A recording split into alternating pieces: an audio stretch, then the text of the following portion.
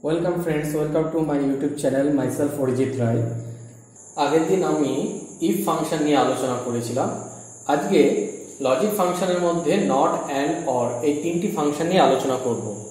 তো আগের দিন যে if ফাংশনটা নিয়ে আলোচনা করেছিলাম সেখানে তোমরা বুঝতে পেরেছো যে একটা কন্ডিশনের ভিত্তিতে আমরা দুটো ভ্যালু পেতে পারি। কন্ডিশনটা যদি ট্রু হয় তাহলে তার রেসপেক্টে একটা ভ্যালু, আর কন্ডিশনটা যদি ভুল হয় তাহলে তার রেসপেক্টে একটা ভ্যালু।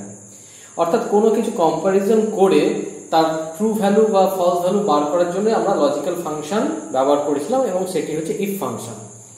আজকে নট যে ফাংশনটা করাবো সেটাও একটা লজিক্যাল ফাংশন। এই নট ফাংশনের কাজ হচ্ছে যে আমি যে লজিক্যাল বা বুলিয়ান ভ্যালুটা দেব নট ঠিক তার উল্টো আউটপুটটা আমাকে রিটার্ন দেবে। অর্থাৎ আমি যদি কোনো লজিক্যাল বা বুলিয়ান ভ্যালু ট্রু দেই তাহলে সে তার আউটপুটটা দেবে ফলস, আর আমি যদি বুলিয়ান ভ্যালুটা ফলস দেই তাহলে নট ঠিক তার উল্টো অর্থাৎ ট্রু ভ্যালু হিসেবে আউটপুট দেবে। কিরকম দেখো, এখানে আমি একটা ছোট টেবিল তৈরি করে রেখেছি। এখানে একটা ডেটার মধ্যে ট্রু আর ফলস দুটো ভ্যালু আমি বসিয়ে রেখেছি। আমি নট ফাংশন আমি এখানে ইউজ করব।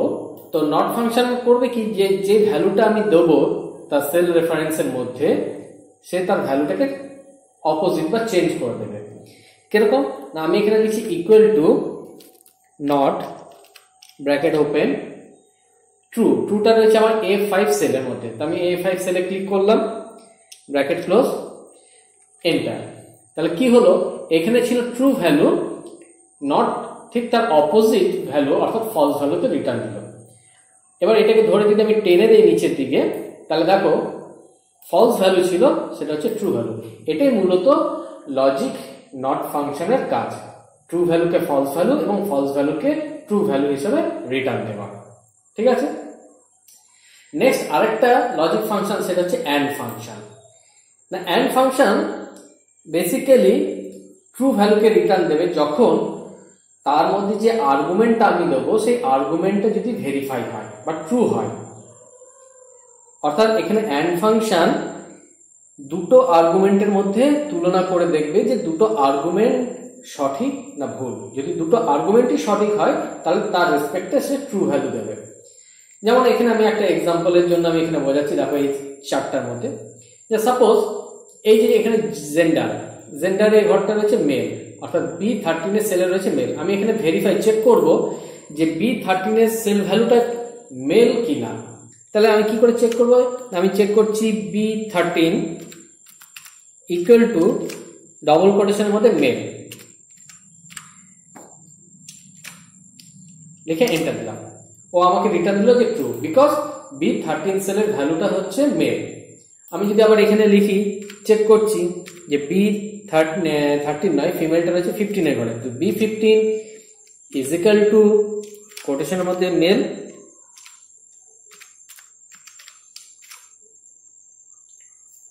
এন্টার। সে আমাকে কি রিটার্ন দিল, ফলস, বিকজ B15 সেলের ভ্যালুটা মেল নয়।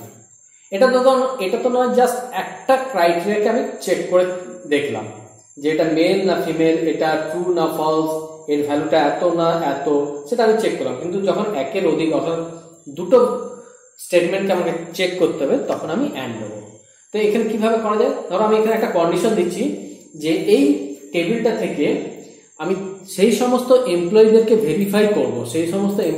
ভেরিফাই করব যাদের জেন্ডার হচ্ছে মেল এবং যাদের এজ 60 এর অ্যাবভ।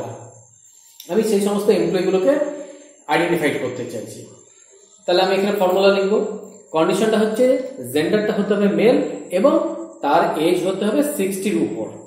তাহলে সেক্ষেত্রে আমি অ্যান্ড ফাংশনটা, অ্যান্ড লজিক্যাল ফাংশন আমি ইউজ করছি, ইকুয়াল টু অ্যান্ড ব্র্যাকেটের মধ্যে জেন্ডার রয়েছে আমার এই সেলের মধ্যে, সেলটা ক্লিক করলাম, ইকুয়াল টু ডবল কোটেশনের মধ্যে মেল,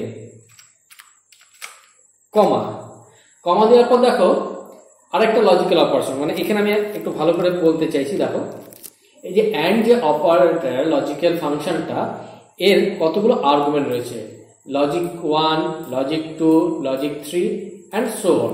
মানে একের অধিক আমি লজিক ভ্যালুকে আমি চেক করতে পারি। তো আমি এখানে দুটো ভ্যালুকে চেক করছি যে তার জেন্ডারটা হতে হবে মেল এবং তার এজ হতে হবে অ্যাবভ 60। তাহলে ইকুয়াল টু অ্যান্ড ব্র্যাকেটের মধ্যে B13 is equal to double কোটেশনের মধ্যে মেল, এটা চেক করছি, কমা দিয়ে আবার সেকেন্ড লজিক 2, সেকেন্ড লজিক 2টা আমি কি দিচ্ছি না এজ হতে হবে, অর্থাৎ এজটা রয়েছে আমার C13 হিসেবে, C13 greater than equal to 60। আমি দুটো লজিক কন্ডিশন এখানে দিলাম আপাতত, ব্র্যাকেট ক্লোজ করলাম, এন্টার। এবার দেখিয়ে দিচ্ছি যে এই রেকর্ডটা ভেরিফাই হয়ে গেছে ট্রু, বিকজ এর জেন্ডার হচ্ছে মেল এবং এর এজও গ্রেটার দেন ইকুয়াল টু 60। এবার বাকি রেকর্ডগুলোকে যদি চেক করতে চাই, এই ফর্মুলাটাকে ধরে আমি নিচে টেনে দিলাম, তো দেখা যাচ্ছে নিচের দুটি ফর্মুলাতে ভেরিফিকেশন ফলস হচ্ছে। কেন না এখানে ফর্মুলা বারে তুমি দেখো যে আমার প্রথম কন্ডিশনটা হচ্ছে গিয়ে মেল ক্যান্ডিডেট কিনা, তো হ্যাঁ আমার সেকেন্ড রেকর্ডটা তো মেল ক্যান্ডিডেট মিলে গেছে, কিন্তু ফার্স্ট কন্ডিশন তো মিলে গেছে মেল, আর সেকেন্ড যে কন্ডিশনটা সেটা হচ্ছে এজ হতে হবে greater than equal to 60, but এখানে এজ কিন্তু গ্রেটার দেন ইকুয়াল টু 60 না, তাই জন্য রিটার্নটা এসছে ফলস। ঠিক একইভাবে এর ক্ষেত্রেও তাই হবে, এর ফার্স্ট কন্ডিশনটা ছিল মেল, কিন্তু এর ফার্স্ট কন্ডিশনে কিন্তু এটা ফিমেল হয়ে যাচ্ছে, কিন্তু as greater than equal to 60 ঠিক আছে, তাই জন্য এটা ফলস এসছে। অর্থাৎ অ্যান্ড লজিক ফাংশন তখনই তোমাকে ট্রু ভ্যালু রিটার্ন দেবে যখন তার মধ্যে যতগুলো লজিক স্টেটমেন্ট বা যতগুলো আর্গুমেন্ট ফুলফিল হচ্ছে, ট্রু হচ্ছে, তখনই সে রিটার্ন হিসাবে ট্রু দেবে। যদি কোনো একটা আর্গুমেন্ট ভুল হয়ে যায় বা কন্ডিশন ম্যাচ না করে, তাহলে সে আউটপুট ফলস দেবে। নেক্সট ফাংশন হচ্ছে গিয়ে অর ফাংশন। অর ফাংশন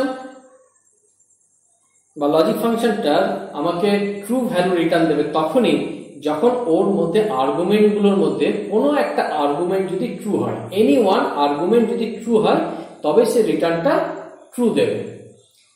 এবার এখানে দেখা যাক, এখানে আমি একটা কন্ডিশন দিয়ে রেখেছি যে জেন্ডার হতে হবে মেল এবং এজ হতে হবে গ্রেটার দেন ইকুয়াল টু 50। তাহলে আমি এখানে লিখছি equal two or bracket open, gender রয়েছে আমার এজ 13 এর ঘরে, ইকুয়াল টু, এবার কম্পারিজন করছি ডবল কোটেশনের মধ্যে মেল, ডবল কোটেশন কমপ্লিট, কমা, এবার সেকেন্ড লজিক দিচ্ছি, আমি সেকেন্ড লজিকটা দিচ্ছি যে এজ, অর্থাৎ এজ আছে আমার এখানে I13, কি আছে গ্রেটার দেন ইকুয়াল টু 50 হতে হবে, greater than equal to 50, bracket close. আমার অর কন্ডিশনের মধ্যে আমি দুটো কন্ডিশন দিলাম, অর লজিক ফাংশনের মধ্যে দুটো আমি আর্গুমেন্ট দিয়েছি, এক হচ্ছে তার জেন্ডার হতে হবে মেল অথবা তার এজ হতে হবে greater than equal to 50, any one condition, any one argument যদি ঠিক হয়, তাহলে সে আউটপুটটা ট্রু দেবে। দেখো এখানে ট্রু এসছে, দ্যাট বিকজ তার জেন্ডারটা মেলের সাথে ম্যাচ করেছে এবং এজ যেটাও গ্রেটার দেন ইকুয়াল টু 50, অর্থাৎ এখানে দুটো কন্ডিশনই ম্যাচ করেছে, অর্থাৎ ট্রু। এবার দেখো এখানে আমি দেখাচ্ছি ট্রু, ফর্মুলা বারে গিয়ে দেখা যাক কি লেখা আছে। ফর্মুলা বারে দেখাও এজ 14টা মেল ক্যান্ডিডেট হয়েছে, বাট 49টা গ্রেটার দেন ইকুয়াল টু 50 নয়, তার মানে এখানে একটা আর্গুমেন্ট ম্যাচ করেছে আর একটা আর্গুমেন্ট ম্যাচ করেনি, সেক্ষেত্রেও কিন্তু রেজাল্ট এসছে ট্রু। দ্বিতীয় ক্ষেত্রে ফার্স্ট আর্গুমেন্টটা ফিমেল ক্যান্ডিডেট, যেটা কিন্তু ম্যাচ করলো না আমার ফার্স্ট আর্গুমেন্টের সাথে, কিন্তু সেকেন্ড যে আর্গুমেন্টটা সেটা কিন্তু ম্যাচ করে গেছে, তার জন্য রেজাল্টও এসছে ট্রু। তাহলে অর ফাংশন আর অ্যান্ড ফাংশন, এই দুটো লজিক ফাংশনের মূলত পার্থক্য হচ্ছে অ্যান্ড লজিক ফাংশনের মধ্যে যতগুলো আর্গুমেন্ট দেওয়া হবে, প্রত্যেকটা আর্গুমেন্ট ট্রু হলে বা সঠিক হলে, ক্রাইটেরিয়া ম্যাচ করলে, তবেই সে আউটপুটটা ট্রু দেবে। আর অর ফাংশনের ক্ষেত্রে অরের মধ্যে যতগুলো আর্গুমেন্ট আছে, কোনো একটা আর্গুমেন্ট যদি ট্রু হয়, তাহলে সে আউটপুট হিসেবে ট্রু দেবে।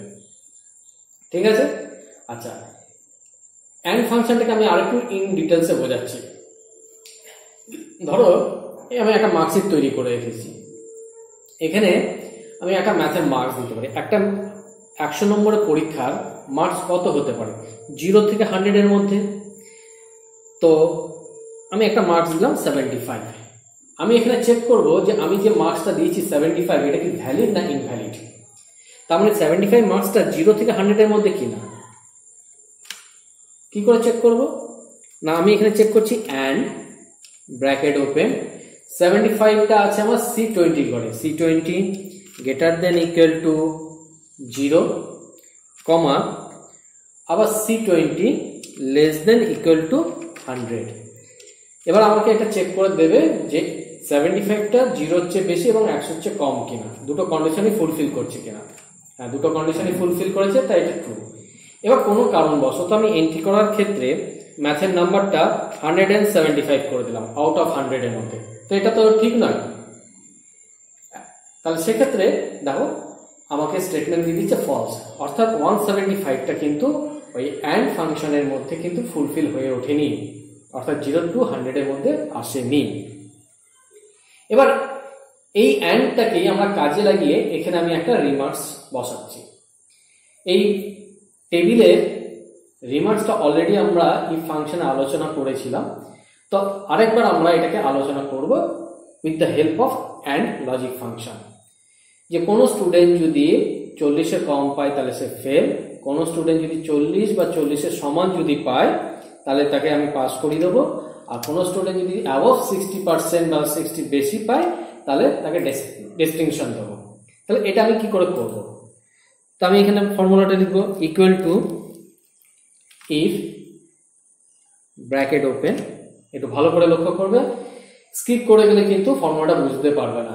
এই ইফ ফাংশন দিয়ে কিন্তু কিভাবে রিমার্কসটা বার করতে হয় সেটা আমি ইফ ফাংশনে যে ভিডিওটা দিয়েছিলাম তাতে ডেসক্রাইব করা হয়েছিল। আজকে একটু এর মধ্যে নতুনত্ব আনা হচ্ছে। ইফ অ্যান্ড ব্র্যাকেট ওপেন, আমার মার্কসটা রয়েছে কোথায়? এখানে 74, অর্থাৎ B24 সেলে।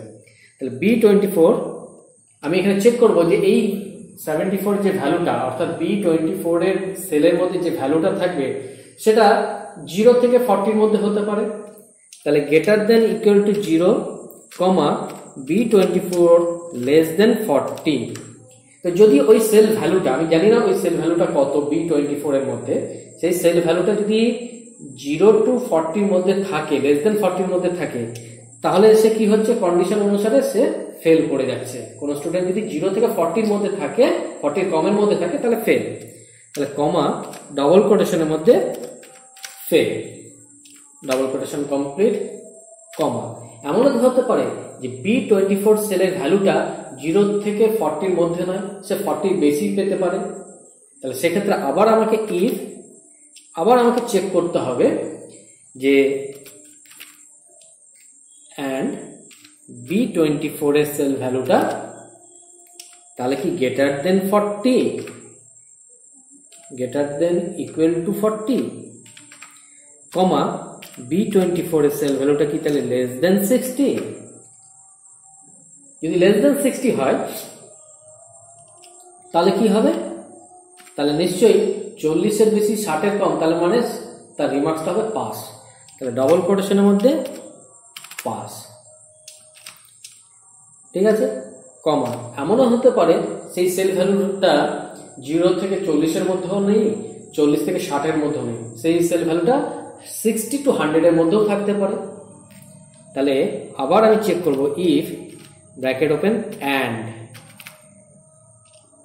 B24 greater than equal to 60, comma B24 less than equal to 100। এটাও তো হতে পারে একটা ওই সেল ভ্যালু মার্কসটা। তাই যদি হয় তাহলে আমি তাকে কি দেবো? ডিস্টিংশন দেবো। তাহলে ডবল কোটেশনের মধ্যে ডিস্টিংশন, কমা, ডবল কোটেশন কমপ্লিট, কমা। এবার আরেকটা জিনিস হতে পারে যে ওই সেল ভ্যালু B24 এর যে সেলের মধ্যে যে ভ্যালুটা আছে সেটা দেখা গেল 60 to 100 এর মধ্যে নেই, কেউ হয়তো ভুল করে 100 এর অ্যাবভ মার্কস বসিয়ে দিয়েছে, 120, 139, অর্থাৎ 100 এর উপর। তো 100 এর উপর যদি মার্কস বসায় তাহলে তো সেটা ইনভ্যালিড মার্কস হয়ে যাবে। যদি ম্যাথের মার্কসটা আমি ধরি আউট অফ 100 এর এক্সাম হয়েছে তাহলে তো ইনভ্যালিড হয়ে যাবে। তাই জন্য লাস্টে আমি এখানে এলস পার্টে গিয়ে বা দেখো ভ্যালু ইফ ফলস পার্টে গিয়ে আমি লিখে দিচ্ছি ইনভ্যালিড, সেটাও আমি লিখে দিচ্ছি ডবল কোটেশনের মধ্যে ভ্যালিড। এবার যতগুলো ব্র্যাকেট ওপেন হচ্ছে ততগুলো ব্র্যাকেট আমাকে ক্লোজ করতে হবে। ঠিক আছে, এন্টার, ডিস্টিংশন। ফর্মুলাটা একটু দেখে নাও ভালো করে।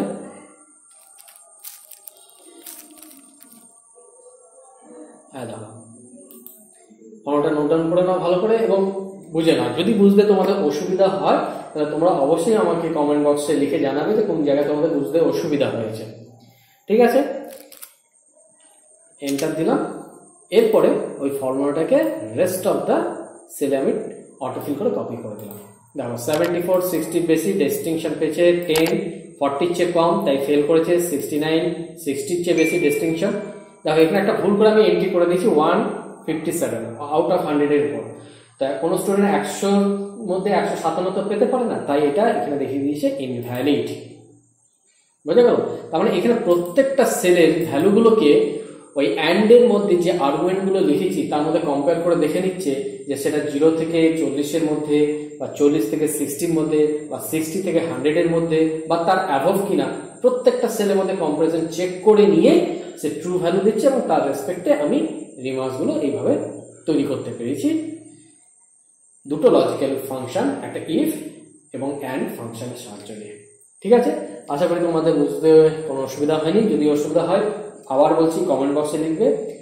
আর যদি এই এক্সাম্পল দিয়ে বোঝানোটা তোমাদের যদি পছন্দ হয়ে থাকে তাহলে একটা লাইক বাটন প্রেস করবে আর তোমার বন্ধুদের মধ্যে এটাকে শেয়ার করবে যাতে তারাও এই জিনিসটা বা নলেজটা গ্যাদার করতে পারে।